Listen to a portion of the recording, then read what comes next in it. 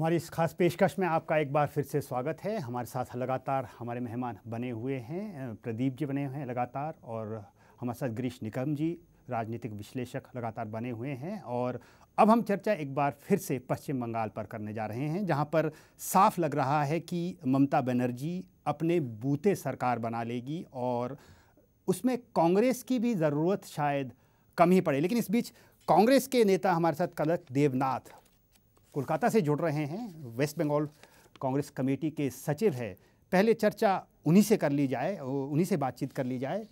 जो काम 34 साल में आप नहीं कर पाए, ममता बनर्जी ने कर दिखाया 2006-2011। क्या फ़र्क आपको लगता है, क्या कमी रह गई थी 2006 में, वरना ये 5 साल लेफ्ट को शायद ना मिलते? As because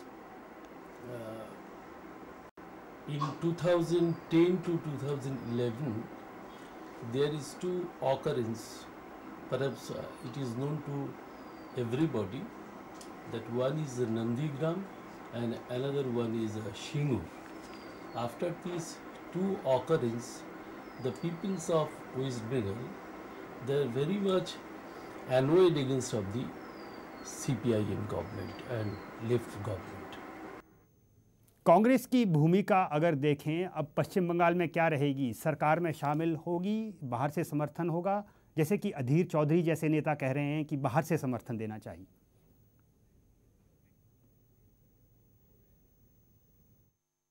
Actually, this decision will take by the Delhi and our high governments. I do hope that for the party of our West Bengal, our Congress should be support from the outside. बाहर से समर्थन दिया जाए, इसकी ज़्यादा वकालत कांग्रेस नेता कर रहे हैं। लेकिन बड़ा सवाल ये है कि पहले ममता बनर्जी इनको न्योता देगी कि वो सरकार में शामिल हों या नहीं हों। शुरुआत एक बार गिरीश जी आपसे करते हैं कि जिस राजनीति की ज़रूरत बदलाव की सबसे पहले पश्चिम बंगाल में है, क्या आपको लगता है कि वो इस बार दिखेगा? Will Mamata reach out to left?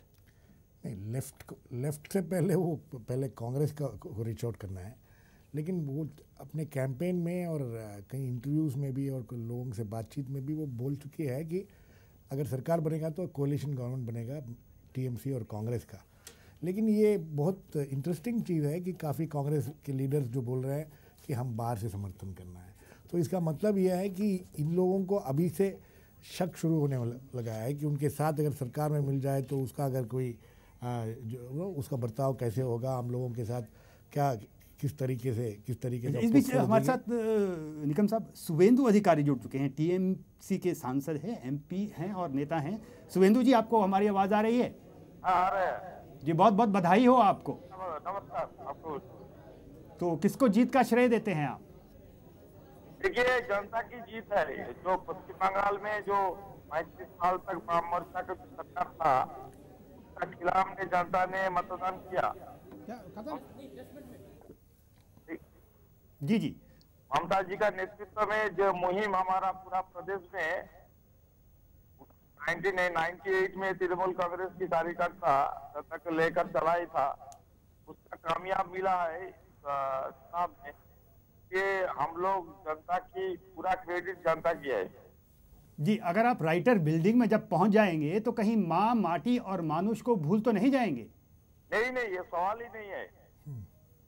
हमारा जो संघर्ष, जो आंदोलन पिछले 5 साल से पूरा प्रदेश में हुआ, उसमें सिंगूर, नंदीग्राम और लालगढ़ से लेकर तो पूरा प्रदेश की आम जनता और किसानों की हित को मद्देनजर रखते हुए हम लोग ने चलाया।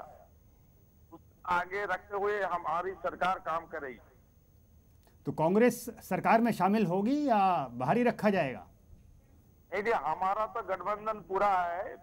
थोड़ी देर पहले प्रधानमंत्री डॉक्टर मनमोहन सिंह और सोनिया जी का साथ हमारा नेत्री ममता जी का बातचीत हुआ, उन्होंने बधाई दिया। हम लोग कांग्रेस के भी हम लोग बधाई दिया। हम लोग एक साथ 1 साल में यूपीए 2 गवर्नमेंट में है और प्रदेश में जो चुनाव हुआ उस चुनाव में हम लोग एक साथ में लड़ा।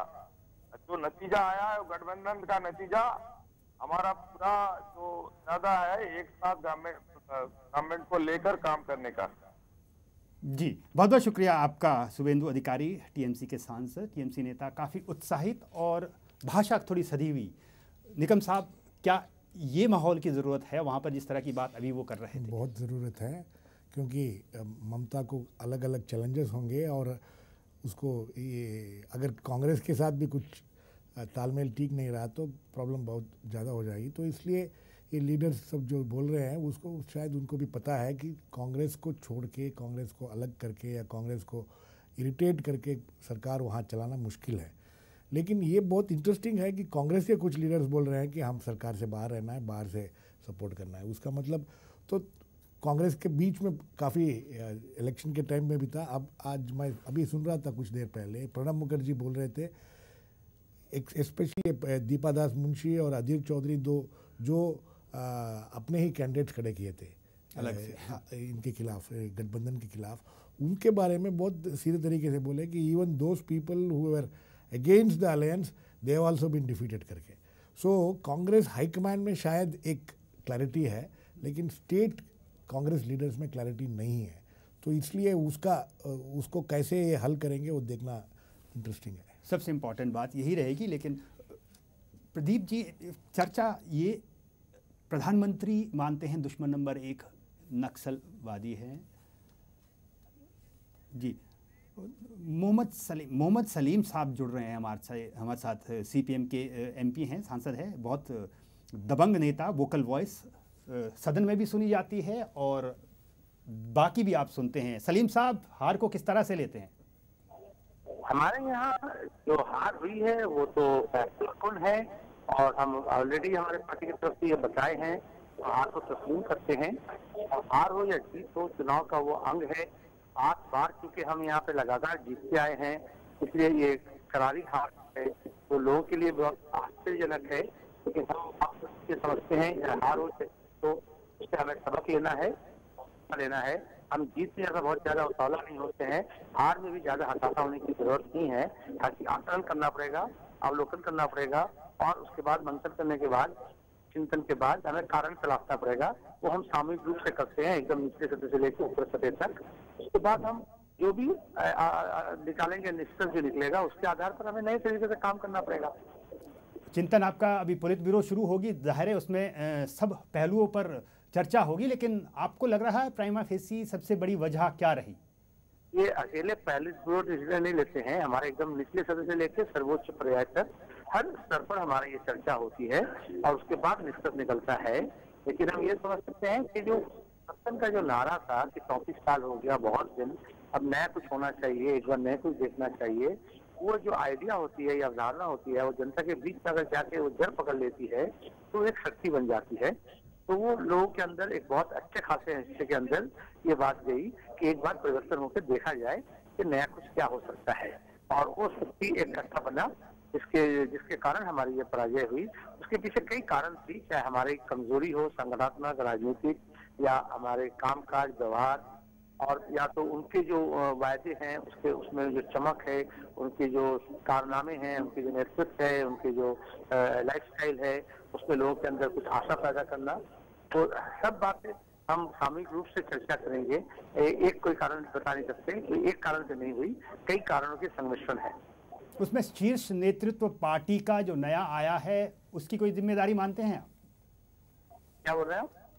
मैं कह रहा हूं कि पार्टी का जो शीर्ष नेतृत्व बदलाव हुआ है, यंग नेतृत्व, उसकी कोई गलती मानते हैं आप? नहीं, मैं इतना आसानी से कोई आपको ब्रेकिंग न्यूज का पॉइंट दे नहीं सकता हूँ। हम इसको से फैसला भी नहीं लेते हैं, हमें पूरा आकलन करना पड़ेगा। और हम समझते हैं हमारे जो नेतृत्व है वो मजे हुए हैं, लेकिन हम सब पहलू को ही देखेंगे, खास करके हमारे कामकाज को, राज्य सरकार के कामकाज को हमें देखना पड़ेगा। हमारे संगठन, हमारे संघर्ष, उनकी हमारे बातचीत, हमारे व्यवहार, हमारे नेतृत्व से लेकर के हमारे निचले स्तर के लोग सब, हर एक की बातों को हमें देखना पड़ेगा कि लोग कैसे लिए उसे, क्या हमें हमारी बातों को पसंद नहीं की थी और क्या उनको नापसंद आई, क्या वो किस वजह से हमसे रूठ गए, वो हमें जानना चाहिए। तभी हम उसका फिर सही तरीके से हम अपने आकलन करने से तभी हम सही फैसला ले पाएंगे।